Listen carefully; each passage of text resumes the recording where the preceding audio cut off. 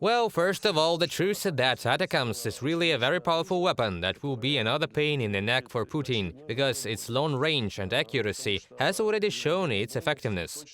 The strikes on the clusters of Russian armor in Berdyansk and Luhansk are proof of that.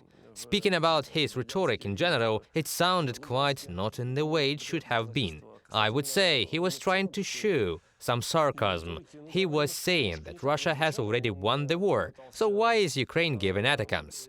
First of all, this sarcasm indicates his weakened position, his wounded ego. Simply, if he was doing well, he would express his thoughts in another way. He would not devalue the success of the armed forces of Ukraine.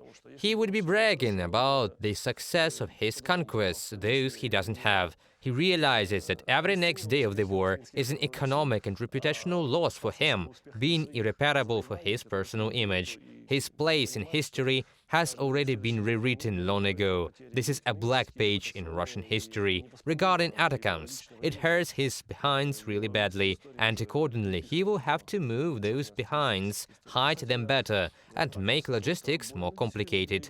All of this is going to impact the situation on the front line as well. The other moment why he is so nervous is because there is another red line that is crossed in his imagination, and to which he has no answer. You see what Putin's strength is. He has to be feared. He has threatened that there are some red lines, so if they are crossed, if something that he categorically does not accept is done, there will be such a response from him that the whole world will be turned upside down. I mean, he's threatening, he's intimidating. His only power is in that fear being sown.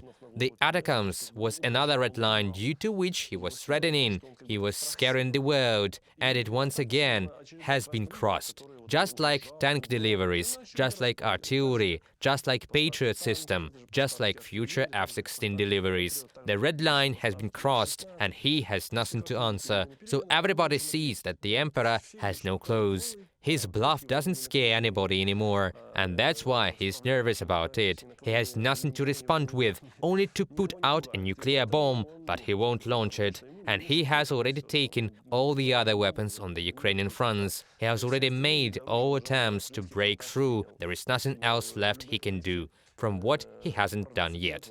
Nothing. And that's why he's angry.